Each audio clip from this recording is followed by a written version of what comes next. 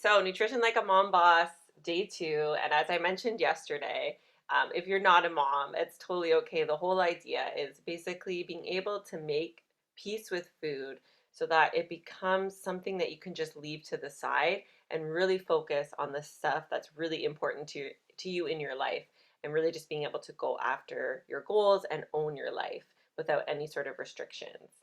So we're going to jump right in. I'm going to share my promise to you again, is basically to show you how to eat healthy without the restrictions, the counting, the weighing of yourself, and the weighing of food. And then, of course, we really want to get away from the guilt and shame.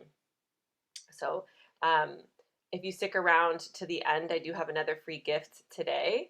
I'm just going to change this view here. You would think that I'm brand new here at Zoom, but I'm really not. I have another free gift for you guys today, which I'm really excited about. It's just going to really help with your awareness around food.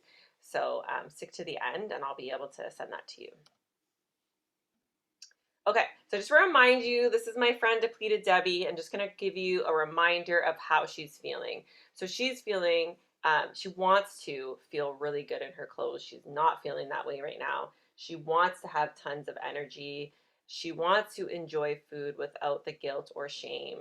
She wants to have that rock solid confidence that's not dependent on her weight or on her shape and her size, because right now it feels like that for her. She wants to be able to prepare food for her family with joy, number one, but also with ease. She wants to make it feel simple. And if that's something that's a really kind of ringing bells for you, make sure you join tomorrow, because I'm going to be speaking into that specifically. And then she wants to be able to teach her kids how to have a healthy relationship with food so they don't have to experience the same struggles that she has been experiencing. And then, of course, as I just mentioned, she wants to feel like she is really owning her life. And basically, this is what Empowered Emily has. Empowered Emily, she feels really connected to a community. She feels super balanced in her life. She loves her body, and that's not dependent on, if she fluctuates a little bit, it's not dependent on her, like her confidence doesn't depend on that or doesn't hang on that. And she feels strong. She feels energetic. She feels clear-minded. Like she's not restricted for in her work or in her relationships because of her health. She doesn't feel restricted. She has this absolutely unshakable confidence. How many of us would love to have that unshakable confidence? And she's really clear about where she's going and what she has to do. And what I love is that she's a really inspiring role model to her kids and to other females in her life. And then we talked about the peaceful eating method. So yesterday we talked about no restrictions and crowding out. So if you missed yesterday's, you should have received the recording. If you didn't receive it, just let me know and I'll make sure that you get it. But we talked about no restrictions and crowding out, which are two of my favorite methods for really making peace with food and making healthy eating easy and sustainable. Because we talked yesterday, you have to, step number one is believing that that's possible. Our culture teaches us that that's not possible. We need to be counting, we need to be on a diet, we need to be on a specific program, but it's just not true. So step one is really just believing that's possible. So today we're going to be talking about intuitive and mindful eating, and then tomorrow we'll cover these two elements here. So I'm just highlighting that there. And when you add all four of these elements together, letting go of restrictions and crowding out, the intuitive and mindful eating, the historical and emotional eating, this is a really big one. We're going to chat about that tomorrow, as well as simplifying meal prep. That's all going to be tomorrow. That's when you get the optimal health that's actually sustainable. And I use sustainable, I really stress that, because we can do these programs, we can do this counting and all that sort of stuff for a time, but it will eventually start to feel like you're putting a lot of effort in. It's going to feel like it's taking up a lot of time. And so we want to be able to establish this really amazing, beautiful way of being around food that feels, you can feel that ease and it doesn't feel hard. It really, really doesn't have to feel hard. And so I just wanted to share another testimonial with you guys. Sorry, I'm moving I don't know if you can see this, but you can probably see my mouse moving around. I'm moving the video around a little video box. So this is an awesome client with me. She's been working with me for about 9 months, I think. So before coaching with Danny, I was really hating on myself without knowing it, by using things like, and this is kind of the sneaky thing, this is why we kind of do the deep dives, but drive-throughs at late at night, and really using food as a reward. That's something that I really work with, learning to move away from using food as a reward. um, what is the feeling you are actually chasing, she asked. Turns out it was comfort, validation, nurturing. In answering that question for myself over and over, I'm drinking more water, avoiding drive-throughs by planning ahead, choosing healthy choices, and coming home from wherever I can. um, coming choices to come home to whenever I can. I'm not perfect by any means, but the only time I'm in drive-throughs these days is for morning teas. And what's cool about this client too is that she was really, really addicted to coffee, and she's been able to move to tea. She just had some amazing breakthroughs. So I'm so grateful for her for sharing that with us. And what I love is like she really speaks to the healing that is done around food that really often has nothing to do with food. And we're going to be talking about that tomorrow too, which I'm excited about. So with that being said, we're going to jump right in to mindful eating. I want to respect everybody's time and give you all the golden nuggets, just jumping right in. So mindful eating is basically what it sounds like, being really present and being really aware in the eating process, because often what happens is it's very automated. We kind of eat at the same time, we're eating similar things, but we're not actually stopping and pausing to connect with the body and see where we're at, because as we spoke about yesterday, our body is not the same every day. We don't need the same amount of nutrients, we don't need the same amount of calories, and so on and so forth. And so it's really learning to do this beautiful dance with our bodies and really listening to our bodies and being really present. So I'm going to kind of give you the Coles Notes of mindful eating. So one of the most important parts, and it seems so simple, but I can guarantee you, like, the majority of people are not doing this when they're eating, and it's pausing. I love the saying, the power of the pause. Pausing is so, so powerful. And how often do we find something in our mouth before we've even thought about it? I'd actually love to know if you guys do that. If you can like type a number 5 in the chat, I'd love to know if you catch yourself doing that. I know for me, I would have a cookie or a cracker in my mouth before I even realized that I was eating it. And funny thing is that my husband actually started doing this to me, and I had to create really clear boundaries around it, because he would like go to get a cookie and he'd like think he was being really nice and kind, and he would have the cookie and he would have it at my mouth, and like I'd be distracted doing something else, and I'd just automatically open up and have the cookie, and then I'd realize like as I'm eating it, I actually don't want this. Like, this is not what my body needs right now. I don't need someone else offering cookies to me. Yeah, I had a hard enough time saying no to cookies in the past anyways. So it's just really interesting. So taking a minute to really pattern interrupt and pause before we're eating. Okay, I'm gonna eat, I'm gonna pause. I'm gonna share some questions that you can ask yourself um, a little bit later on to help with this pause as well. The other part of mindful eating, and by the way, if you're new to this whole process of intuitive eating and peaceful eating, this is an awesome place to start around, is mindful eating, is just being present in the eating experience. So make eating an experience in the sense of using all 5 senses. Eating is really, really cool in the sense that it's one of the few things, could be actually one of the only things in life where you use all 5 senses at once, right?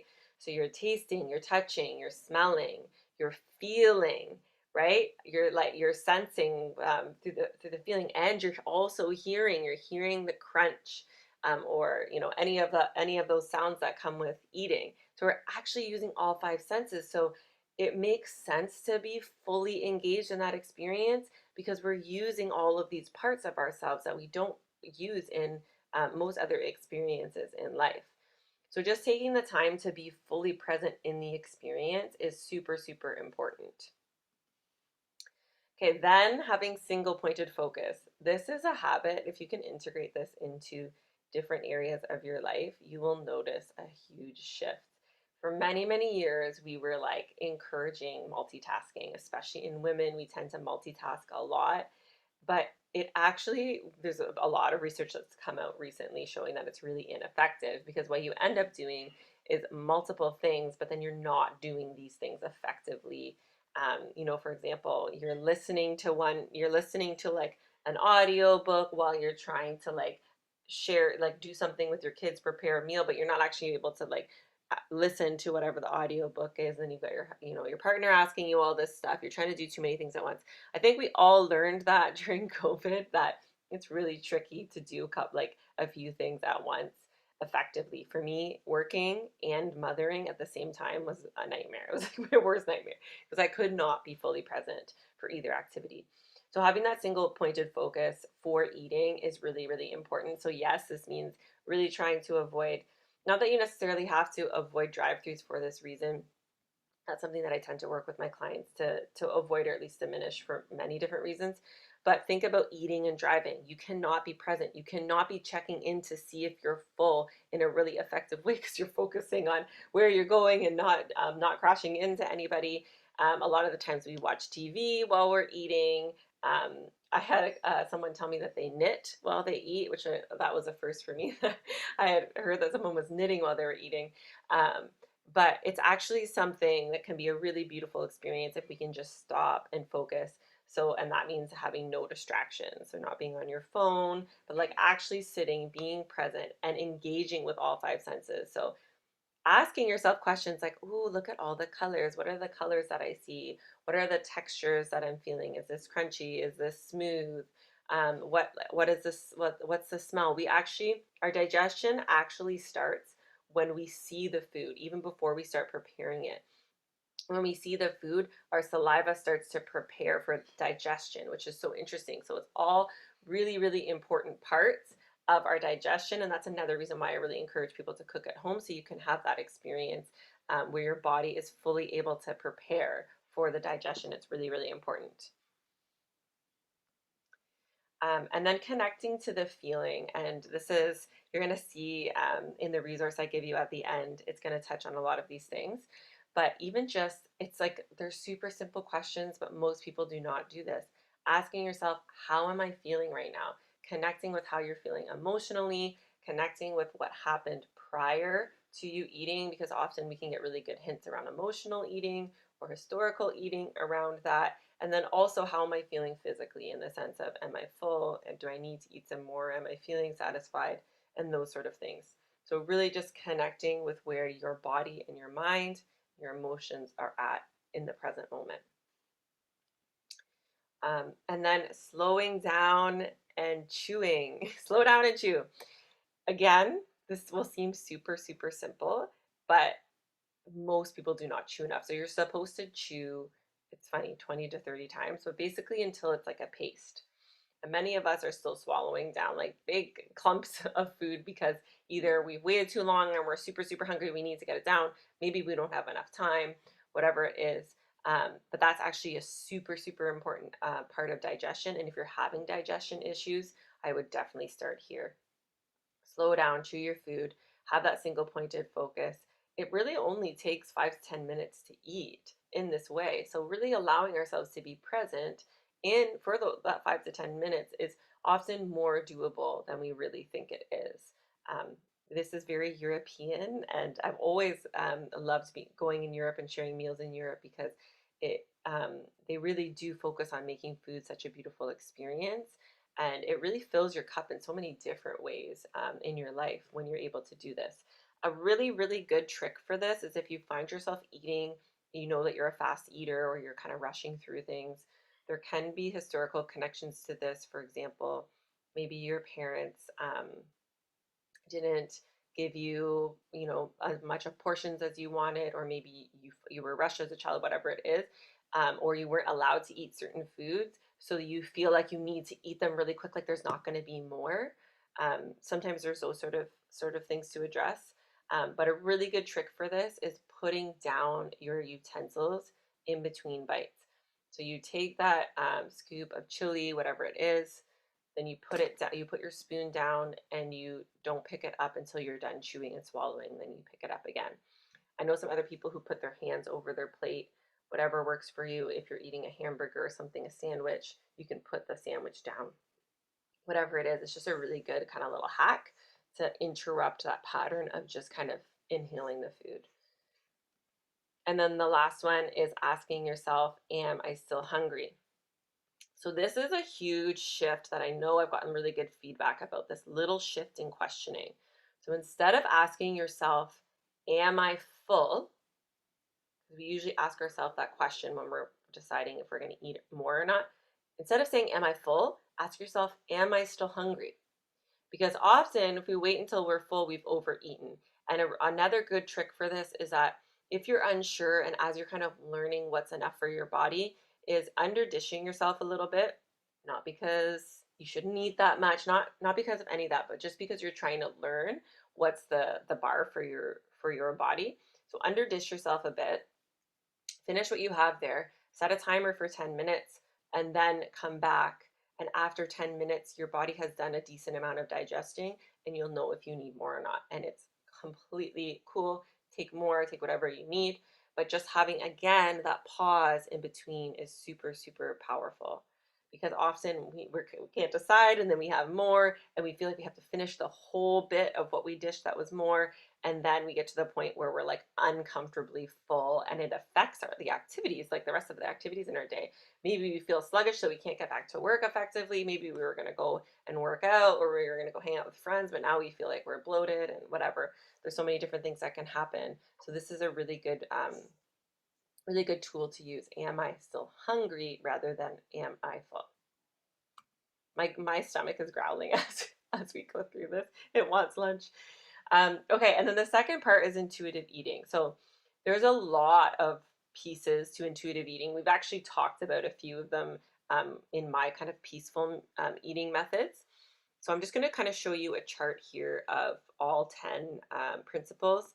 I'm not going to go through each one of them, but rejecting diet mentality is one of them. So kind of spoke into that when we let go of restrictions, honoring your hunger, like listening again, pausing about the hunger, and then actually, if you are hungry, giving yourself unconditional permission to eat when you're hungry, making peace with food, so stopping that war, and that's basically like a huge part of what I focus on, stopping that war against food, challenging the food police. And what's really cool about this principle is that they speak a lot about the internal police, and the conditioning that we've learned, and that we're often our own worst enemy when it comes to food. Oh, you can't have that cake. You're, whatever it is. That's not allowed. That's not a good food. That's junk. Whatever it is. Um, Learning to get really in touch with being satisfied, and that also comes with making food an experience. Is really enjoying and making food a joyful experience. Um, I'll often use the example of like when people, I'm using this in quotation marks, when people indulge. So say you want to have, like, I really just want some chocolate. I want to enjoy some chocolate. There's nothing wrong with that. But instead of, grabbing a couple of Smarties from the cupboard that's left over from the kids' Halloween candy, like going and grabbing a really beautiful, great quality um, piece of chocolate, sitting down, having it with a tea, and making it an experience, maybe putting some like light music in the background, making an experience, even if it takes you 2 minutes to eat that piece of chocolate or 5 minutes, you're actually enjoying, you're being present, and you're going to feel even more satisfied because you are nourishing yourself in more than one way. It's a really beautiful and easy way to pour into some self-care. Feeling your fullness, which we talked about, and we can talk more about. Coping with emotions with kindness. So we're going to speak about emotional eating tomorrow. Respecting your body. I talk a lot about this with my clients, is really making peace with your figure or your body, and really being a rebel against what society tells us. There's an exercise component, and then looking at food in a gentle way, which really speaks into the peaceful eating that I talk about. So I'm going to give you just like the core parts of really just trying to simplify intuitive eating, because it can seem like a lot when you're looking at all 10 principles. But this is a really good starting point. And we just talked about when we're done eating, we talked about asking yourself, am I still hungry? Rather than am I full? So this is a similar question. So before you eat, we're going to have that pause, and we're going to ask ourselves, am I hungry? You're going to ask yourself, am I hungry? And the reason, it might seem silly, but the reason you're going to ask yourself this is because it's going to help interrupt the pattern of emotional eating, or interrupt automated eating where we're just eating. It's like, have you ever sat down to have breakfast, or sat down to have a snack or lunch, whatever it is, and you're eating, but you're actually not hungry? And I know it can be a challenge with work and stuff like that. But when you have the ability, just asking yourself, am I hungry? And then honoring if you're hungry or not. Am I physically hungry? If the answer is yes, um, actually, before I go into this, I just want to talk a bit about physical versus emotional hunger. So, physical hunger is something, the way you can tell the difference between physical and emotional hunger, physical hunger tends to come on gradually. So, it doesn't just all of a sudden hit you. There is an exception if you've really basically pushed yourself too far and then you're like, I have to eat right now. But again, you're still going to feel a build up to that, right? It's a gradual thing that happens. Whereas emotional hunger comes on quite suddenly.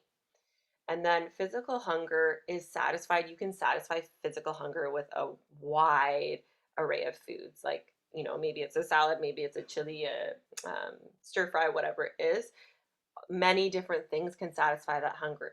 Whereas emotional hunger, you'll tend to have a specific idea of the exact meal or food that you want, and you're not going to feel satisfied unless you have that specific thing. So those are really good hints to know the difference between physical and emotional hunger. So you're going to ask yourself, am I hungry? Has this come on gradually? Can I be satisfied by multiple foods? If the answer is yes, you're going to ask yourself, what nourishment do I need right now? And this is such a cool process. And when I started this, I was like, this is not going to work. Like, there's no way this is going to work. I'm not going to know what my body needs specifically. But I will tell you, the more that you practice this, it's incredible how clear you can get about what your body needs in each moment. Like, I'm at the point right now where I can like tell you like, oh, right now I need a salad. I like really need a bunch of like a big beautiful salad with a bunch of vegetables and all these different nutrients. And then I'll be able to say like, oh, I need some healthy fats right now. Like, I need to have a handful of nuts and a protein shake or whatever it is. Like, I have a really really good idea of what my body needs basically from practicing this regularly.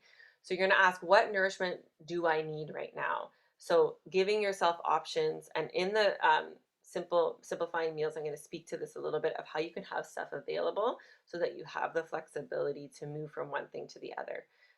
So sometimes at lunch, often we used to have leftovers a lot at lunch, and it was just automated, so I would just eat them. But when I was learning how to do this, I was like, I actually don't want like this curry or whatever. Like, my body, it feels too heavy for what my body needs right now. There's absolutely nothing wrong with having the leftovers, but at like that specific time, it wasn't what my body needed. I needed a big salad. And then there's other times where I like was planning to have this big salad, and I'm like, you know what? That's actually not going to do it for me right now. I need the curry. I need that like heaviness and that warmth or whatever it is. So what nourishment do I need right now when it comes to food? And then if you ask yourself the question, am I hungry? And the answer is no. Am I physically hungry? The answer is no. Then you ask the same question, but in a different way. What nourishment do I need right now? And think about it emotionally. Think about the other areas of your life. So, thinking about career, thinking about relationships, thinking about creativity and joy and finances, all of those things. Often we will use food to actually fill those gaps. And though it is such a reliable companion, it's always there for us when we need it. What happens is it's a very short. Um, we're satisfied for a very short period of time, and then that gap is there again, and that's where we end up getting in that cycle of emotional eating, or often why we get into this place where we feel like food has control over us, because we're using it as a tool to fill emotional gaps or gaps in other areas of our lives. So boredom is one, where we often use food. Loneliness is another one. Stress, I know, like, and I will say most people, they say 88% of people emotionally eat. I think it's higher than that. And I want you to know that there's nothing wrong with emotional eating. Sometimes it's what we need, and we just need that comfort in that moment. But where it becomes troublesome is when that's our only tool. So we want to be able to expand and kind of fill up our toolbox so that we have different tools that we can use, that's not just food or drink related. Does that make sense? You guys can ask questions in the chat if that's not making sense. And so basically what this looks like and what I'm going to be speaking into tomorrow is, and I think what sets me apart and what I do is healing at the root. So instead of, think about a weed in the garden. I don't know how to demonstrate this weed, but think about a weed in the garden and we're just clipping the top of the weed. It's going to grow back. It's going to grow back. But if we can actually pull it out at the root, that's when we get to heal our relationship with food and we stop feeling that struggle all the time with food. It's that push and pull, like we feel like it has a hold on us. Um, and I want to just share another testimonial about, basically, this is speaking into how so much of our food and our fitness and all that sort of stuff is stemming from a different place in our lives. And then it just kind of overlaps into that area of our life. So, this is another client of mine. She said something huge that Danny was able to help me identify within myself with strong feelings of shame. We have been working on getting me to accept myself and acknowledge how I'm feeling, as well as find out why I might be feeling this way. I've found that identifying what I was feeling has helped with my emotional and personal growth and has already begun to help me confront and cope with it. And so this client was using a lot of emotional eating techniques because this stuff was kind of getting buried beneath. So I'm super excited. I'm going to share with you about your free gifts and then what we're doing tomorrow. Maybe I'll actually go to what we're doing tomorrow. Oh, maybe that slide didn't work. Okay, so your free gift is an intuitive eating daily journal resource. And what's cool about this is it's not something that you necessarily have to do each day, but just pulling it out one day and trying it out to get really in touch with what, like, the emotions that are happening. It has a cue for how hungry you are. It has a cue for how satisfied you are. I'll actually pull it up in a minute to show you. Um, and I want to just share this quote with you, is just about awareness and how this awareness piece that we're going to speak into is so, and we have been speaking into, is so, so powerful. It's when you're actually taking the moment, and you guys, kudos to you for jumping on today, because this is already going to create so much awareness in your life around food. Um, when you have that awareness, that gives you the opportunity to move forward in a different way if you choose. So this quote says, "What you're looking for is not out there, it is in you." And what I love about it when it comes to nutrition and fitness and stuff, is often we think like, oh, we have to find that program. It's a different, I need to find something else. I need to find different foods. But it really is what's going on within you. And if we can find what's at the root of all of this, then the food becomes really, really easy, especially using some of the techniques that I've shared. So I'm going to share this resource with you in the follow-up email. So we've got time, hunger level, what did you eat or drink? How satisfied were you feeling after? What are you thinking? What are you feeling? What does digestion look and feel like? And your mood. So there's a guide here when it comes to your hunger level, on 1 to 5, and then your satisfaction level, 1 to 5. You can just share numbers there. And then this, I have to fix this. It's supposed to be a checklist, but basically you're going to check this if you ate without distraction for each of those meals. And then actually one thing I'll also add, which I didn't realize was in here, is a little mood guide, just a little prompt for your moods around your eating. So try that out. I think it'll be really fun to just do that, and it's just something that takes a few minutes. So try that out and see how that goes for you. And then I don't know if this is going to show up properly, but the last thing that I wanted to show you was what we're doing tomorrow, which I already talked about historical and emotional eating with the simplifying. And I'm giving an awesome resource tomorrow that I'm super, super excited about. So make sure you guys join in for that. So I'm going to stick around. I'm going to stop this recording. And if you guys have any questions, stick around and I'll be happy to answer them. Thank you so much for joining today. See you tomorrow, day 3.